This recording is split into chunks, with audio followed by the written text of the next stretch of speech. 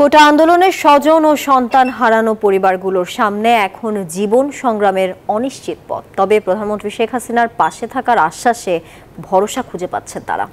রোববার ৩৪ জন নিহতের পরিবারকে ডেকে গণভবনে সান্ত্বনা দিলেন প্রধানমন্ত্রী। সাক্ষাতে স্বজনরা চাইলেন ন্যায় বিচার।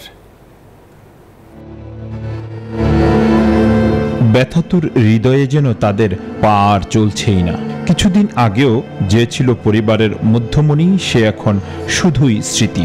কোটা আন্দোলন এই পরিবারগুলোর জন্য রেখে গেল আমৃত্যু দগদগে ক্ষতচিহ্ন। সমব্যথী হয়ে পরিবারগুলোর পাশে প্রধানমন্ত্রী শেখ হাসিনা। 2 বছরের শিশু সন্তান রেখে নাজমুলের এভাবে চলে যাওয়া, সামনে শুধুই অন্ধকার দেখছেন তার স্ত্রী। পিছন থেকে কে জানি বলছে যে ও ছাত্রলীগ এরকম বলে আবার ওর মাথার মধ্যে আঘাত করছে। এই যে ওর 2 বছর মাত্র বয়স, ও বাবা কই পাবে? রংপুরের সাইদের বাবা মা, ভাই ও বোনদের এখন একটাই দাবি, খুনিদের বিচার নিশ্চিত করতে হবে। আশাও পেয়েছেন প্রধানমন্ত্রীর কাছ থেকে। অনুদান দিবি বলে করে মাসে মাসে।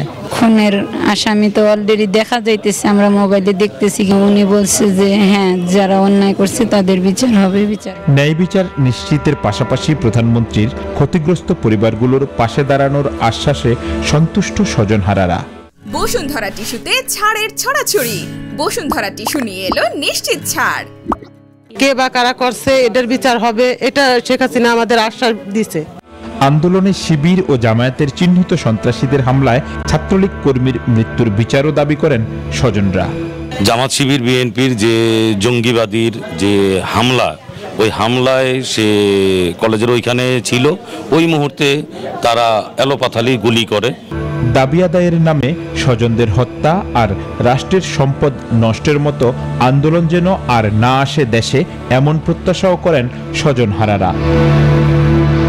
জয়দেব দাস, নিউজ 24, ঢাকা।